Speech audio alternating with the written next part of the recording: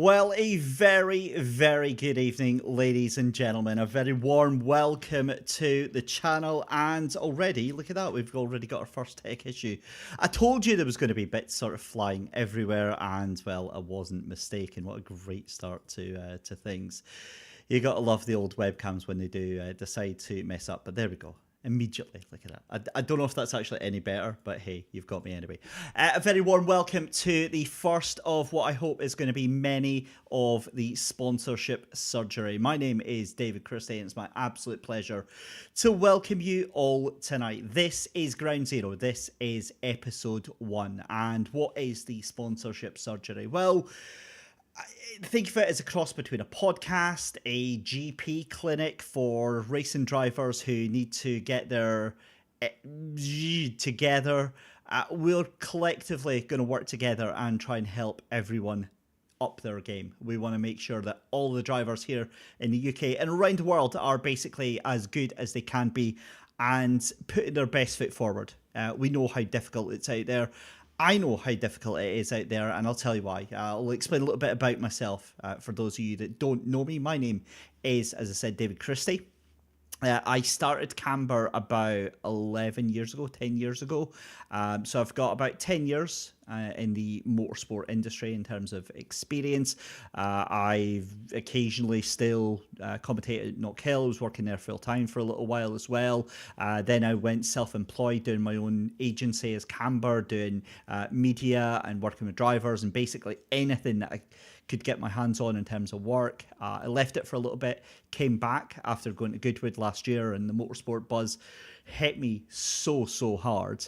And I've just went full tilt into specialising in working with racing drivers and making sure that you are the very tippity top that you can be for presenting yourself to brands and businesses and getting sponsors, because at the end of the day we all need money. But I have got the experience of being a racing driver as well, and I should put quotes in saying that. I've been sim racing for about 20 years, but I've also been out real life racing as well. Took part in the 2019, I think it was, C1 24 Hours at Silverstone, and then I took part in myself in the Nanking BRICC City Car Cup a couple of years ago, which was an amazing experience. So building the car myself with the help of Steve Turner at Turner Autosport, and yeah, so I've been through it all. I hope that I have got the credentials to sit here and talk to you tonight. So the sponsorship surgery is basically going to be a weekly show where we go around a theme about sponsorship and we have just a discussion. Now, obviously, I want this to be a show for all of you watching out there as well. So I want you to get involved with us on Instagram. We are Camber. There'll be various posts going out, call outs for any of your big wins that you've had, any of the shout outs you want. Have you got a sponsor, a teammate, someone that's helped you, you know, through the course of your season, whatever, we want to hear from you. So drop the message, drop me a DM, whatever you need, and we'll get that in. But we also want your questions as well. If you've got anything that you're afraid to ask, we don't need to share your name if you don't want us to, but we're more than happy to share that as well.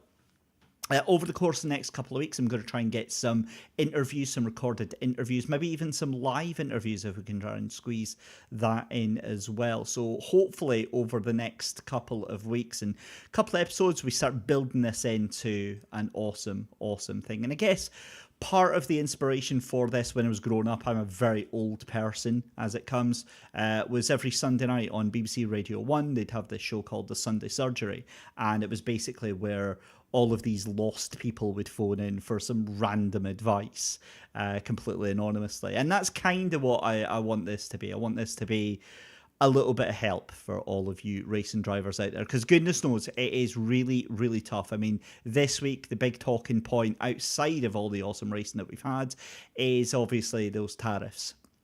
And while that might not have any relevance to you out there in your car, or your bike or whatever, it trickles down, because those businesses that are involved here in the UK, they get hit by all of this uncertainty. They get hit by the downturn. They suddenly pull back on their marketing budget, and they think, yeah, maybe not actually want to spend that $5,000 that I could probably put actually back into my company.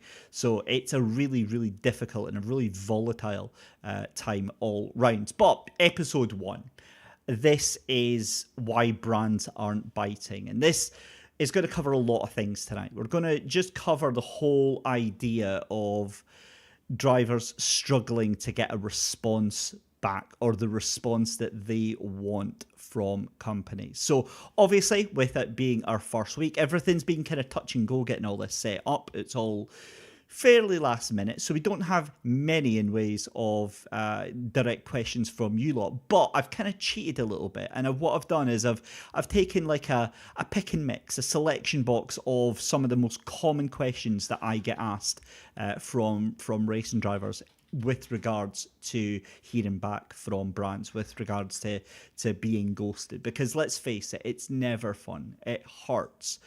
Whether or not you're putting lots and lots of effort in, or you're just sending, your sponsorship brochure out, spraying and praying and hoping for the best, not hearing anything back sometimes can hurt more than getting a no, because you want that acknowledgement. It would feel better if you got a no, because it's just left out there in the open.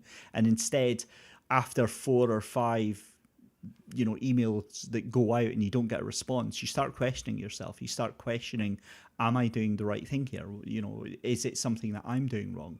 And unfortunately, 9 times out of 10, yes, it is something that you are doing wrong. But the great news is, we're not here to dwell on that. We're here to dwell on what you can do to fix it. So as I said, over the course of the next 50 minutes or so, we'll play it by ear how long this goes. We've got a list of topics that we're going to try and touch on, and they're all really kind of all going to merge together into one big sort of overlying theme here. But I had an amazing weekend watching the race, and I hope you did as well. Obviously, we had the F1 in Japan. I thoroughly regret getting up to watch that. That was an absolute snorefest. But the club racing scene was just on fire here in the UK this weekend. We had British GT and TCR were at Donington Park. We had, I think it was the 750 MC. They were at Brands Hatch.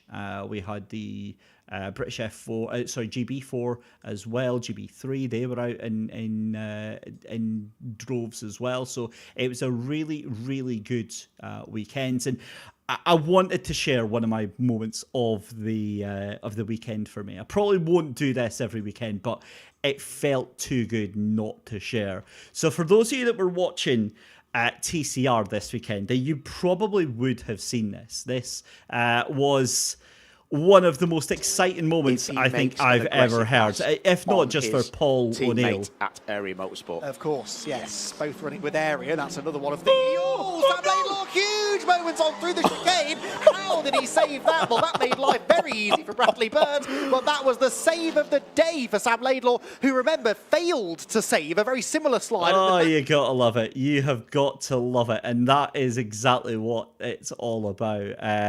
Sam Laidlaw and Steve Laidlaw were fairly in the thick of it if you're watching TCR this weekend. So big shout out. Also got to give a big shout out to one of the main reasons that I got back into this, young Max Fenton out there in the Fiesta Juniors at Croft this weekend. It was his first ever proper full car race after graduating from karting, as for many of the field as well. I know Thomas Merritt was out there as well. And what a performance. What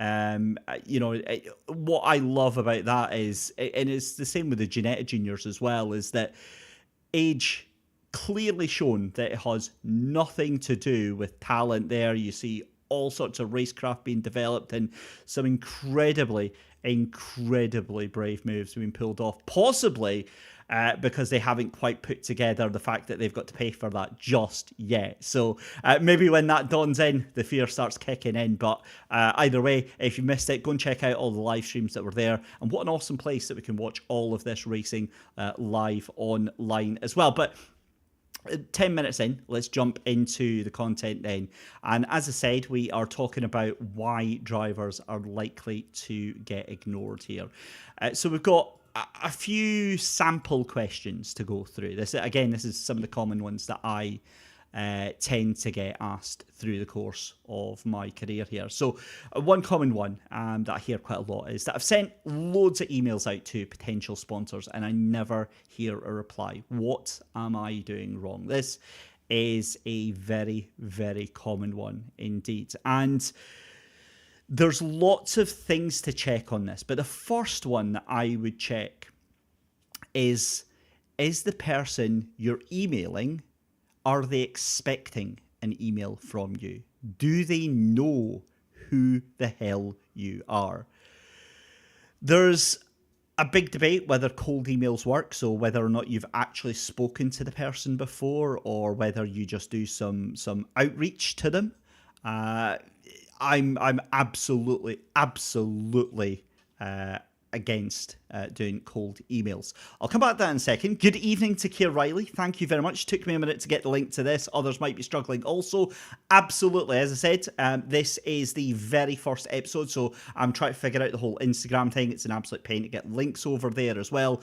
So I will try and get some sort of code up there, but I'm hoping that as others subscribe, then they'll get involved as well. So for those of you that don't know, Keir is a very long lost friend, I would say. I've known Keir for a number of years now, out racing in the Scottish club scene, I think it is. And we'll definitely have to check out and saying, emails, just chat the door and ask for 50k and go racing. Do you know what, Keir, right? Joking aside, that actually would be a better approach, in my opinion, than sending blank emails. So we're talking here about sending out loads of emails to potential sponsors but never getting a reply. What am I doing wrong? So again, firstly, do they know who you are? Are they expecting an email from you? Are they going to look out for an email from you? That's the key thing here. The amount of drivers that I know that just spam out blank emails with their sponsorship brochure is unbelievable. I would say probably about maybe 65% of drivers are guilty of doing this one. And my advice to any driver is never, ever, ever, ever in any circumstance send out an email unless you've made prior contact to a business. You can, but I'll guarantee you've got a 95% chance of that email going straight into either spam or you never hear a response. So we're talking about ways to maximize your chance of getting responded to. So a lot of drivers fall into that trap of just emailing anyone, any business that they can think of to try and get sponsorship. So if you target everyone, you target no one. You're going to hear a lot of very vague, generic sort of phrases tonight here, but that's a common saying within marketing, is if you target everyone, you target no one. So you have to think carefully about what brands you want to work with, and then you have to do a little bit of research to dig in and find out about that brand, find out about that company. So I always prefer to do a slightly different approach when approaching sponsors. I tend to do the sort of softly approach. I try and work to get a contact within the business of the brand first. So you can go look in on LinkedIn or look at their Instagram or look at any other social media profile. Try and find people that respond regularly to them. LinkedIn is by far and away the best for doing this because it actually tells you a little bit about the people that are involved in there. And also it's real names that are involved in there. But you could type in a company, follow them. Usually you'll get some of the employees who tend to reply to the business post that they do. Then you get an idea of who's working there, and then you can work from there to try and find yourself a contact. In fact, there's another actually a cheeky way, and I'm actually going to share. I wasn't going to do this, but I'm actually going to share this now with you. This will go horribly wrong, so just bear with me just a second. But if I use one of my top secret tools that drivers don't seem to use whatsoever, if I can try and go on here, we'll go to Apollo. So Apollo.io, we'll come off that so I can actually log into that for just a second. Now, this is an awesome way of doing driver outreach. This is an awesome way of getting contacts. So let's imagine here that I've got a brand that I want to reach out to. And now, of course, I've completely went blank. Right. So one of the ones that I'm thinking of is I really like Utopia Computers. They're a Scottish computer building company. They're based in like Glasgow, Lanark, that sort of West Coast site. So going to Apollo. Now, the cool thing is that Apollo is free to sign up to. But it will cripple the free account, so you can't do certain things. So if you search for Utopia and you click search, then it'll hide their last names. But what I find is if you type the name of the company, so if I say Utopia Computers, it gives me a list of people that are here. So we've got, obviously, Utopia Computers owner. That'll just be an account. But there we go. Ryan Brown is the marketing executive. If you want to speak to anybody in the brand that you're wanting to reach out to, you want to speak to anyone in their marketing team. So there's Ryan Brown. I can click on his details. But I can then also go into LinkedIn and search for Ryan Brown.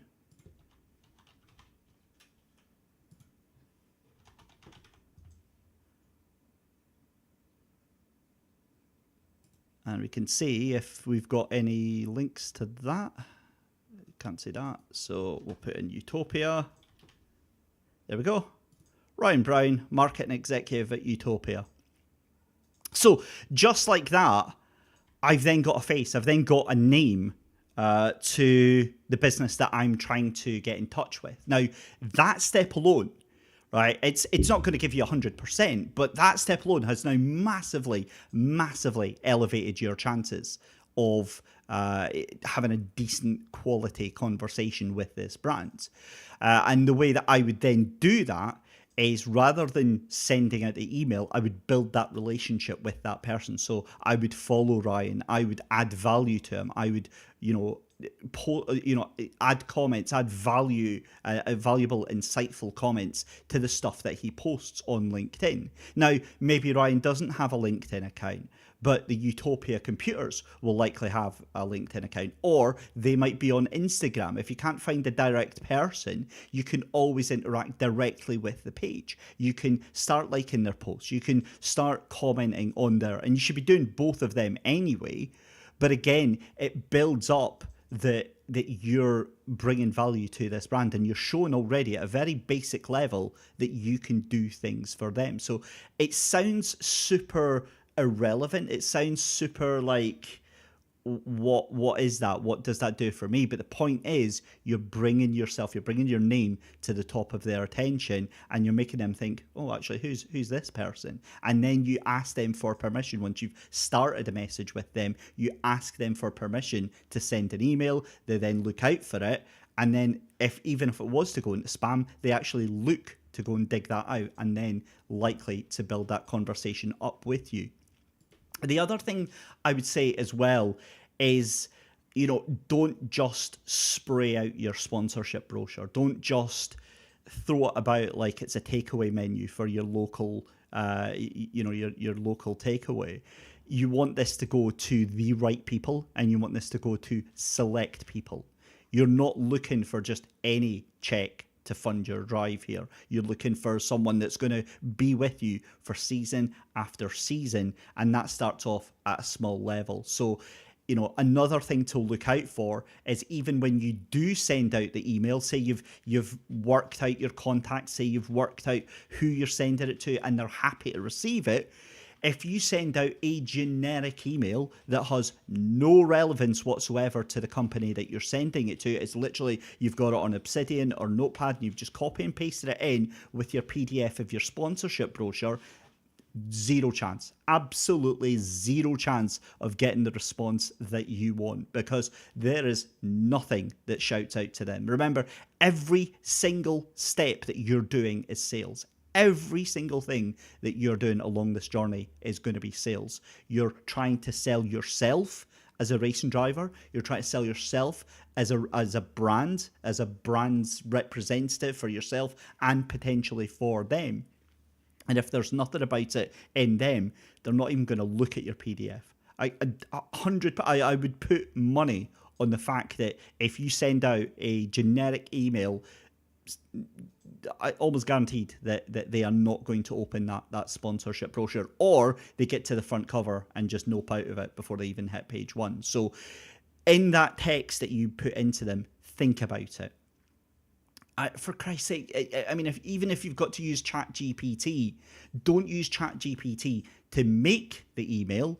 Use ChatGPT to bounce ideas off of, talk to it. That's the one thing that I always see people doing, is that they use ChatGPT to generate things instead of using it as like an expert, as someone to kind of bounce these ideas off of. So work out that direct email, who you are, why you're relevant to them, why you know about them. The amount of times as well I see drivers reaching out to a brand and not even acknowledging the brand, not even saying, like say I was speaking to Tom from Draper Tools this afternoon, actually, so I'll use him for an example. Say you reach out to Draper and you say, I'm a driver looking for sponsorship.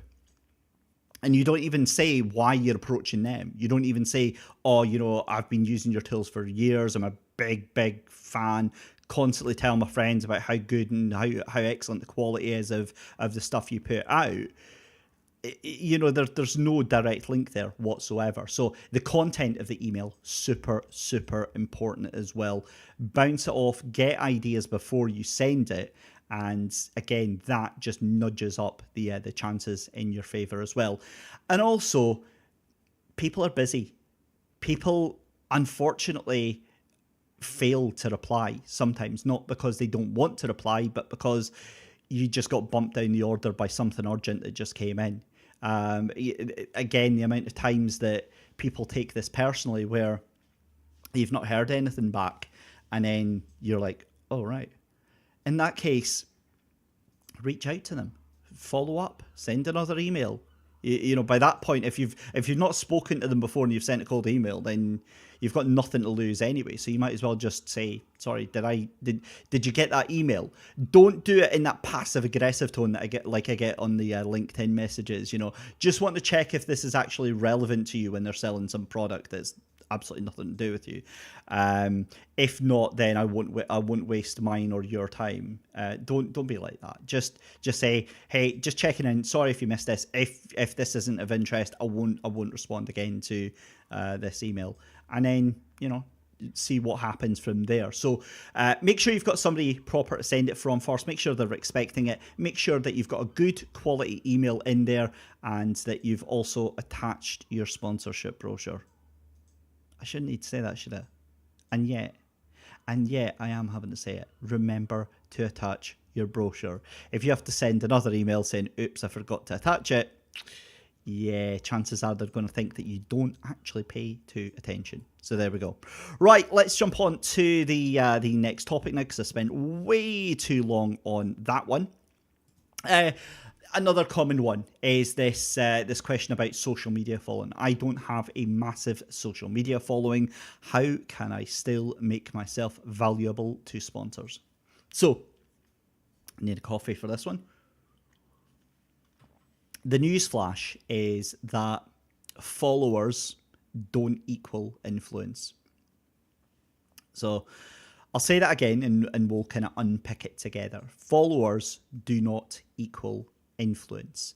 You can have 20,000 followers and have absolutely zero influence, zero engagement, zero impact on those people. If it was all about followers, we'd still be where we were 5-10 years ago, where people just bought 10,000 followers and suddenly they were Instagram famous. It didn't take long for brands to catch on to that, and to catch on to the fact that they were paying influencers money who were supposedly these big shot people, and they didn't really bring any value whatsoever.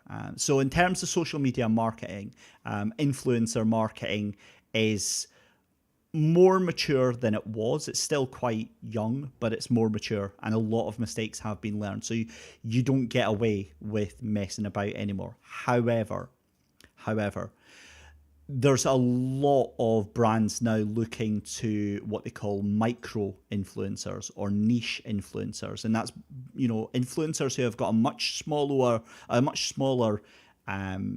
audience, but they have far better engagement rates. That's what counts. It's the engagement rates.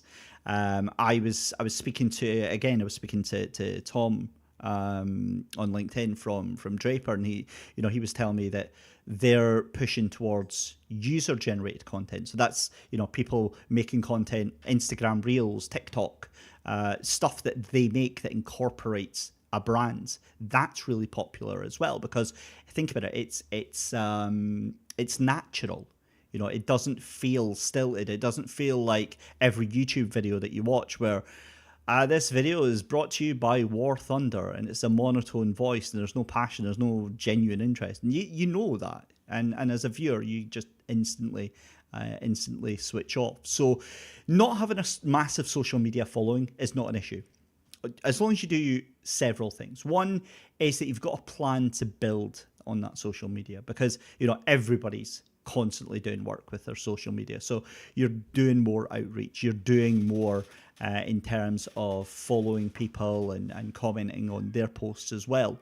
But still making yourself valuable sponsors. You can still comment on the stuff that they do. You can still react to their stuff that they do. So one of the most important ways that you can bring value is if you're really trying to impress someone that you're wanting to get on board here.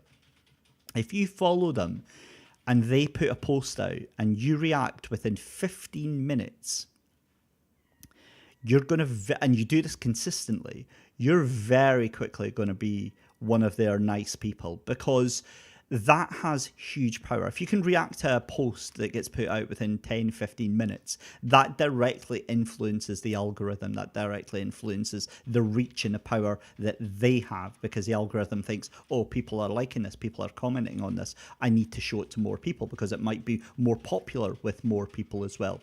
So you're helping them out by reacting to their stuff, and it doesn't cost you anything other than your time. So that's something that you can be doing. So you're working on growing your network, you're working on keeping your network that you've got engaged, but then you're also bringing value by contributing value to the brand directly through the stuff that they're doing.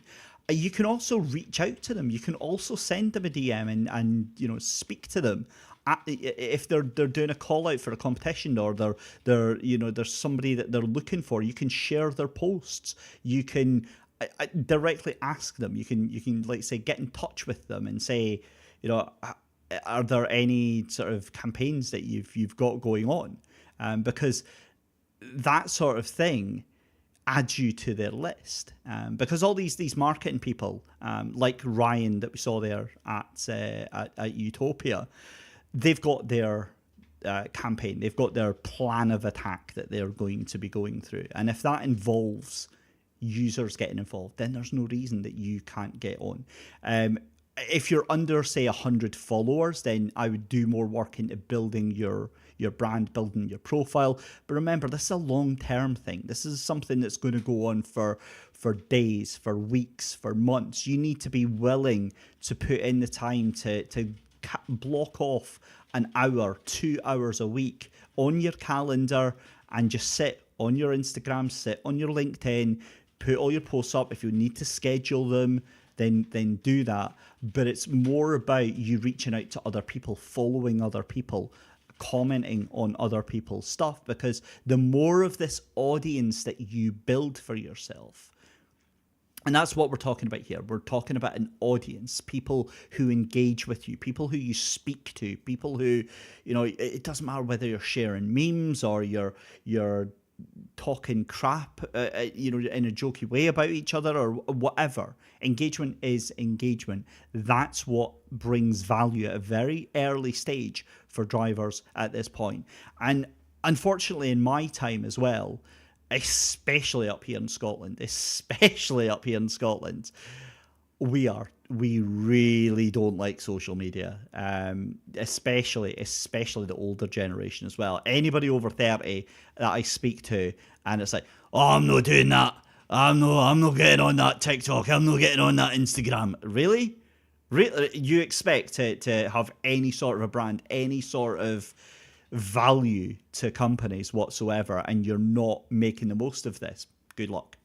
Good luck on that, because you're going to need to do something. That's the unfortunate truth. You may like it, you may not like it. It's just something you're going to have to roll up your sleeves and get in on. Right. So yeah, that's quite a few ways that you can bring value to sponsors. The other thing to remember is that, again, you don't need to have a huge following to act like you would if you had a huge following. There should be no difference to having 8,000 followers to having 80 followers as well. You should be, working on constantly growing. Another really, really huge tip that I see overlooked by a lot of one, and this is a freebie. This is like, this is like your starter for tennis. The first thing you should be doing every time somebody likes or comments on your posts, if it's a comment, thank them for it. You like and you thank them for it. You don't need to say thank you for this wonderful comment. You just say, oh, cheers, mate. Thank you. I very much appreciate that. Thank you. If it's something nice. If it's something nasty, thanks for the comment. Who cares? It's all about engagement. That's all that matters there. So thank them, like it, and give them a follow back as well. Give them a follow if they aren't already following you as well. 2 seconds. I'm trying to find the mod control so we can ban that ruthless comment. Unfortunately, it's just coming from Phil here. I feel personally offended on your behalf here, because if over 30 is old, then yeah, like I say, I am very, very, very old there. So hopefully that answers about social media as well. Right, let's move on, because somehow we're already 20 minutes in to this one. Let's have a look. So here's our final kind of talking point for tonight then. And it's okay. It's okay. Just take a deep breath. I can feel the emotional damage on this one, but just, it's fine. So a company said they're interested in sponsoring me, but they've gone quiet. How do I follow up without being annoying? So I'm going to sit. I'm going to look, because you know who exactly I'm looking at right now on this one. Yes, and we'll let that one sink in. Right, how you do it without being annoying is really, really easy. Remember what I said earlier about companies. Very often, business people, entrepreneurs, self-employed people get busy. You are not the center of their universe, and unfortunately, the world doesn't stop for you. So they could have just, and they very likely have just gotten busy, and they've just had other priorities. They've had other things on their mind. So all you have to do is, while you're not hearing from them, you continue to bring the value. You continue to love bomb them. You continue to give them loads of nice, comments on their social media, constantly doing that. If that doesn't do the trick, send another email. That's all you have to do. Send another email just saying, we'd love to catch up, figure out what, find out what the thing is. Is there any other questions that you've got? But you follow up once. That's the key thing here. You follow up once. Any more than that, and that's when you become annoying. If they fob you off and they say, look, we're just snowed under right now. That's the best case scenario, because you can deal with that, right? They've not just gone quiet and ghosted you. They're just busy. That's fine. Cool. No worries. Let's pick this up in 2 weeks' time. But you set the date. You set the date. If they've not given you a date that they're going to reply back by, just give them a couple of weeks. Just say, cool, I'll put on the brakes. Good luck. If there's anything you need from me, let me know. But I'll drop you another email in a couple of weeks' time, and we'll take it from there. That's literally all you have to do. Now, if you go any further than that, if you send more than one email, that's when two things happen. One is that you, as you said, become annoying. That's when the change happens. But two, it comes across as desperate. it comes across as you're desperately seeking that validation and desperately seeking that sponsorship. Remember, a big part of sales is mindset. You're offering an opportunity, a partnership. You're offering a chance to work together to create something awesome, right? If they can't make time for you, then maybe they aren't the business to be working with. Maybe they aren't the brand to be working with. However, there are exceptions, very, very rarely, but there are exceptions. If this is like if this is a unicorn brand for you, so if this is like, you know, Red Bull or, you know, a brand that really means a lot to you and you would move heaven and earth to get this brand on board with you. Not just because you think the payout's going to be really good, but because this is like your brand. Like you will be violent to get an opportunity like this. You're willing to, you know, stab somebody in the face with a screwdriver to get this sort of opportunity. Then you'd still need to be careful, but then you can kind of understand, you know, being persistent with this. But again, I would back off, take the softly approach if they haven't responded at all. If they've told you that they're just busy and that they'll get back to you, chase it up later. But just give it the one email, and any more than that is, yeah, it really does come across as pushy.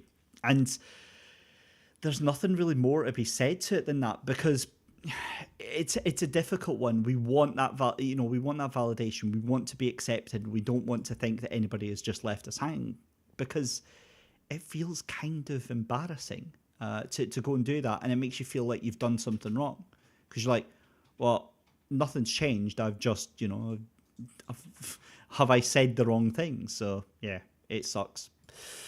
So there we go. 3 questions we've done in the space of what was 25 minutes. That didn't actually work out as long as I thought it would be. But yeah, as I said, the whole point of this this show every week is that we're going to be talking about your issues that you go through, and it is the same things that I do see quite an awful lot here. It's this whole thing of just sending stuff out blanket, and it's almost like this.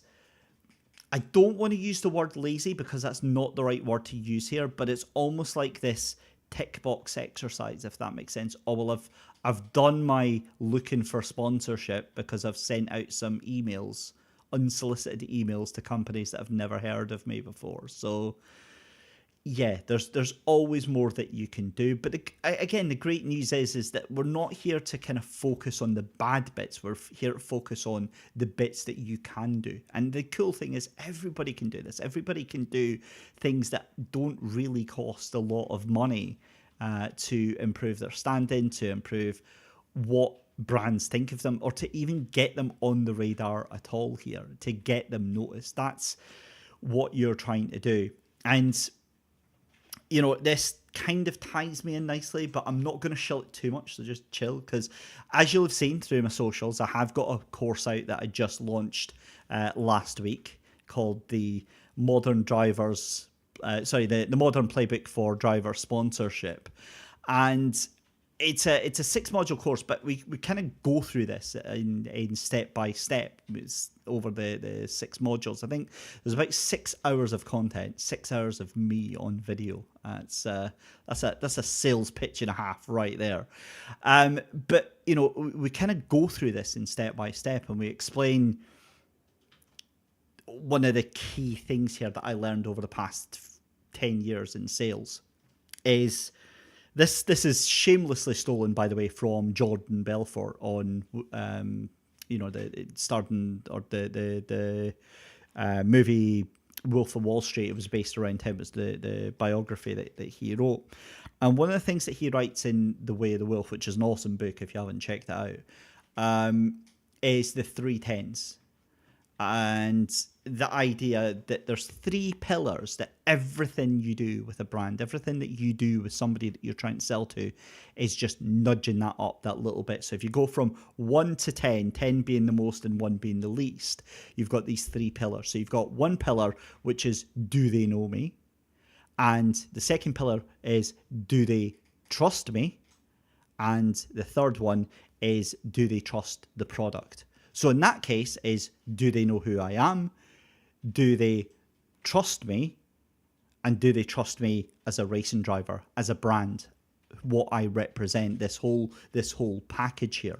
And every contact point that you're trying to do is basically just nudging these little sliders up. So you're trying to go from a 3 to a 4. You try to go, so you start off at a 0 if they don't know you. You try to just nudge it up 1. Just get them to even know who you are, to get them know your name. If they react to your post, then, to like the stuff that you're doing and commenting on the stuff you're doing, then they want to reach out to you and have a conversation with you.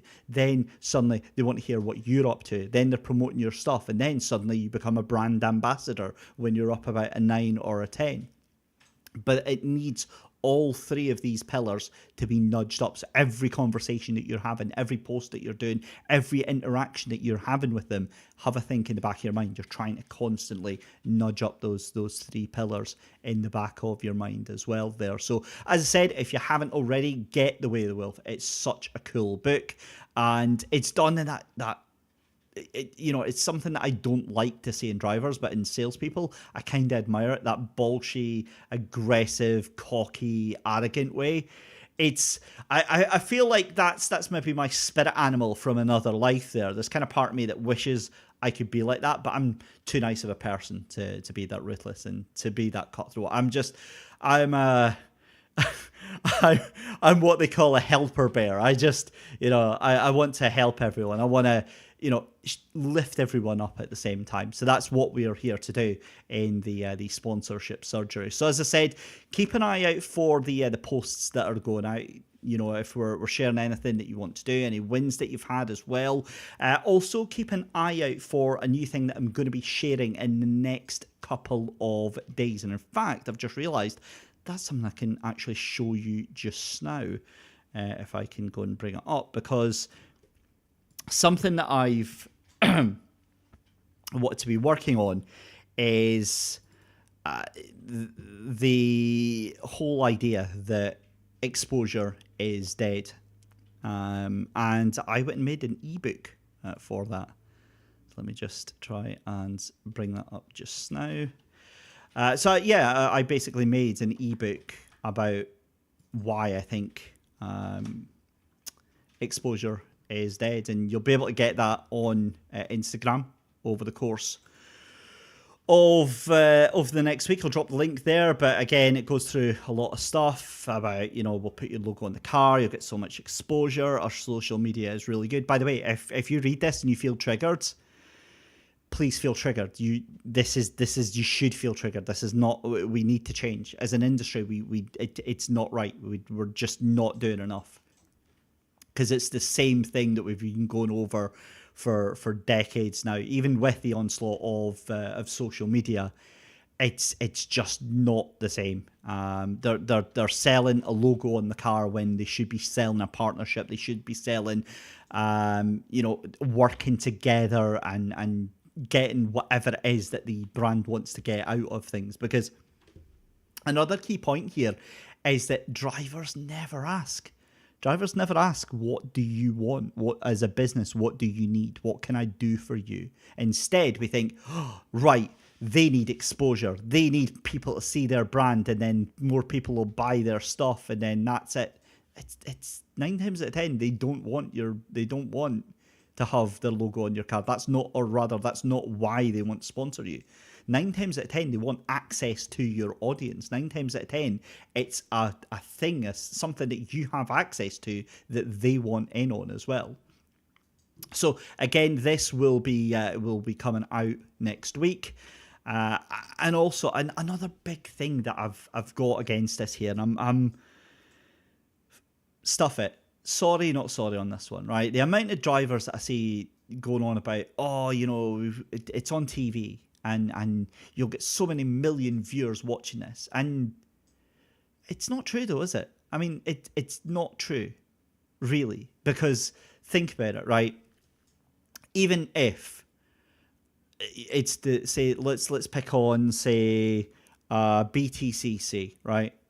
The amount of drivers I see in support packages touting the it's on TV with the inflated viewership numbers and whatever, that's fine. I can deal with that. That's marketing, right? But the issue is say you're not in the BTCC itself, say you're on a support package, right? Well, we know that you're not going to get all of the races broadcast on the TV anyway, so you're only going to get one or two of the races broadcast on there, right? Those support series are usually jam-packed. You're talking like between 30 and 40 cars on the grid. The cameras only ever focus on you if you're either in the lead, battling for position in the top 10, or you've had a monstrous crash or any sort of incident whatsoever. So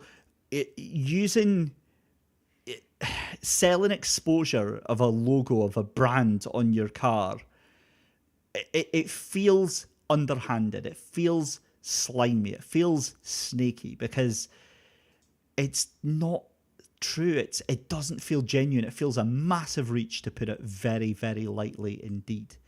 But instead, what they should be doing is they should be marketing as that they're part of one of the biggest motorsport events in the UK. They're part of one of the biggest packages. The huge, passionate, loyal crowds come out who spend a lot of money on merchandise and on memorabilia and on things that are displayed there at the trackside. There is a lot of high influence people who turn up to these events, who go to the hospitality. We're talking MDs, we're talking CEOs of businesses related to the automotive and motorsport industry and arena.